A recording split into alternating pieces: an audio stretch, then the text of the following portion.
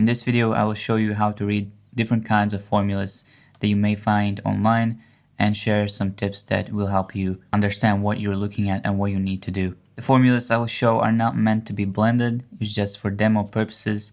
And if you want, you can find this document in the description in the Google Drive folder. I will briefly go over the system I use before we get into the practical examples.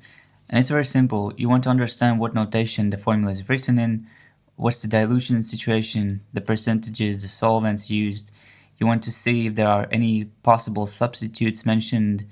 Substitute is when you can use a material instead of another if you don't have the original. You also want to look at, is there a solvent already embedded in this formula, or will I need to dilute the formula further myself? And in general, if there are no percentages about dilution, you can assume it's 100%, meaning it's a raw material. And if there are any dilutions mentioned, then it's usually ethanol, aka perfumer's alcohol, unless stated otherwise. Let's not waste any time and get into the first example. We can learn a lot about this formula, and there's one error actually that, let's see if you can spot it yourself.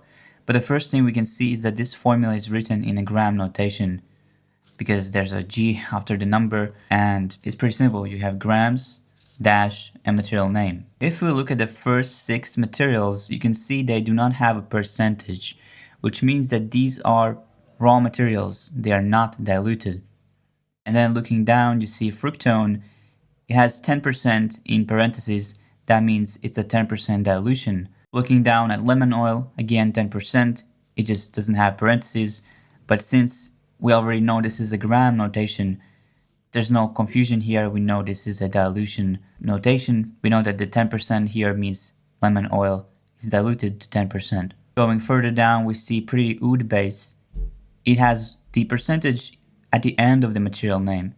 This is what you're going to find, that some perfumers put it in the end, some in the beginning, depending on what's easier for them. But the difference with this one is it says 1% DPG. This means that this material is diluted to 1%, yes, but in a solvent called DPG. I do not recall the full name of this solvent from memory, but it's a very common solvent, and I will make some videos about it later on when I get it. But it's important to understand that the DPG is probably used for a specific purpose because it's not exactly like ethanol. It's not so vaporous, it doesn't evaporate so much, and it's gonna give you a different kind of projection for this formula if you replace the DPG with ethanol. So keep in mind that if you see a special kind of solvent mentioned, that it's probably wise to use this solvent and not your own version. But even if you use just perfumer's alcohol instead of DPG, you will not lose the smell necessarily, but the projection characteristics and the fixation or the longevity of the perfume will be slightly different and altered. Going further down, we see a different kind of way to write a dilution. It says 1% in IPM. It literally states that IPM is another kind of solvent. And then finally we have ethanol. We know this is perfumer's alcohol. There are 2 more things that we can spot about this formula. The first one is that lemon oil could be substituted with green mandarin in this example. I'm not sure if you're gonna find this usually because most formulas that you're gonna find already have the exact materials and they do not suggest any substitutions. But I know that I may write something like this for myself to experiment or something like that. So it's just, I guess, good to mention that you could do this. Now the mistake in this formula is that the first line, benzoyl resinoid, it doesn't tell you that it is a dilution.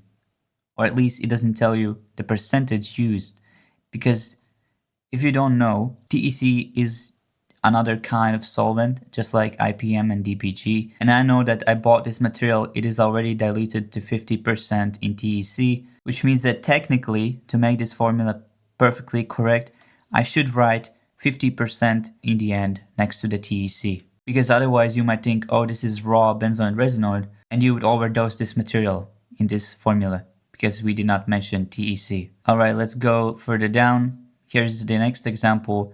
This is from a YouTuber, Ryan Parfums, and under most of his videos you will find the formula of the thing that he's blending. And as you can see, it already says formula parts by weight. This was literally written in the description. So looking at this formula, I can see it is not a gram notation, it is parts by weight notation, which is slightly different, but also easy to understand. The first thing to know about this notation is that it's mostly relationship and ratio based. It is great because it shows you the relationship between different materials. For example, if we look at the very bottom, ambrosanide, it is 5 parts of total 1000 parts. Muscone 15 out of 1000. But the important thing here is that you can see muscone is used 3 times more than ambrosanide, which means that whatever amount you end up using ambrosanide, you need muscone to be 3 times as much. Same with polysanthol and muscetone, they are used at 30 parts, and that is twice as much as muscone. So when you would blend this formula or try to convert this into grams, you would try your best to keep this ratio for all the materials. What I do is I imagine that this is grams. So you just add G after the number and you get a formula that is perfectly correct. You could theoretically create this formula and it would weigh 1000 grams. And in most cases you will not want to blend this much. So what do? Well, you will need to scale this formula down using a software or a calculator. I prefer software because it's quick and easy and I don't like to do math when I'm creating perfumes. But if you do enjoy doing math, you could use linear scaling and apply it to each row in the formula. Let's say you want this formula to be twice as small. You would just multiply each of the numbers by 0.5. And you can repeat this multiplication process as many times as you like until you get the desired size for the final formula. One last thing before we move on to the next example is that since we don't see any percentages, we know that these materials are used at 100% concentration, meaning they're not diluted, unless stated otherwise in the video or the description. Moving on, we have an Instagram post from Fragrance Drama account. As you can see, it is also parts by weight. It doesn't tell you in the post or anywhere else, but you can easily tell that it's parts by weight because of the way it's written. You don't have grams or milliliter notation, you just see the number, the name, and total amount. Again, there are no percentages, so we can assume these are all raw materials, not diluted. And you could also treat this as grams, just like the previous example. Moving on, we have a perfumery software that I'm using, and this has slightly more information, which is why I'm showing it to you. On the left side, you can see the name of the material, then you see how many grams of this material is being used. Next, you can see the relative percentage, which we have not talked about yet. But in perfumery, there are 2 more kinds of measurements. You have relative percentage and absolute percentage. In very simple words, relative percentage tells you how many percent is this material taking of the formula, excluding alcohol, excluding any solvents, excluding DPG, IPM, TEC, all of them. Just the pure oil. What is the relationship between them? In this software, I could click the relative percentage column and it would toggle between relative and absolute percentage. An absolute percentage shows you the same idea, how many percent of this material we have in the final blend, but it also includes solvents. In most cases, you don't really need to worry about this. It just helps you see if this material is being overused or not. I don't think it's really important for you to read a formula to understand relative versus absolute. You mostly care about grams and dilution percentage anyway. Speaking of dilutions, finally, on the rightmost column, you can see at what dilution is this material used. In a software, you might find other things like the total amount of grams, how many milliliters this gram formula would take up, and generally speaking, your milliliter measurement will be higher than grams. You may also see costs, and you may see the final blend concentration. Moving on, we have example about a patent that I found on Google. It's publicly available, that's why I'm showing it to you. It's just parts by weight, just like we discussed previously, except there's one thing that's confusing, and it says 1 part.sup.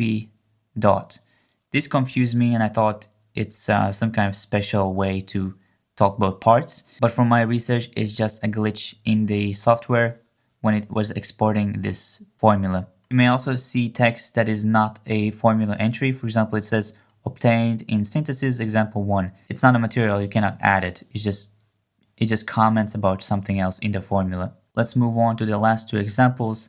This is a relative percentage notation. Finding a formula in this kind of notation is uncommon. I don't think people do that, but hey, maybe somebody does. This is relative percentage because we don't have alcohol included in the formula. And as you can see, it doesn't mention grams or parts anywhere. It just says 50% iso super, 20% heliotropin, etc.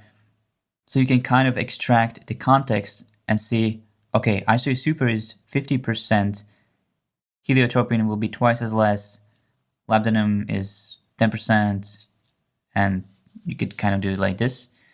It's similar to parts by weight. And finally, we have another example. Looks very similar to the previous one, but be careful because it shows ethanol, which means this is an absolute percentage notation. Now, I don't know if such a notation even exists, absolute percentage and relative.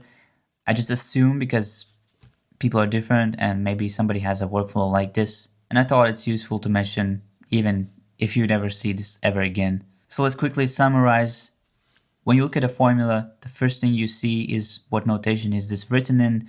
You try to find the dilution percentages, look at the solvents they're using, see if there are any substitutes mentioned that you could use if you don't have the original material. Also pay attention if there is a solvent already embedded in the formula, which means you may not need to dilute it further down so that you can wear it. And treat every entry as raw material unless it's stated otherwise.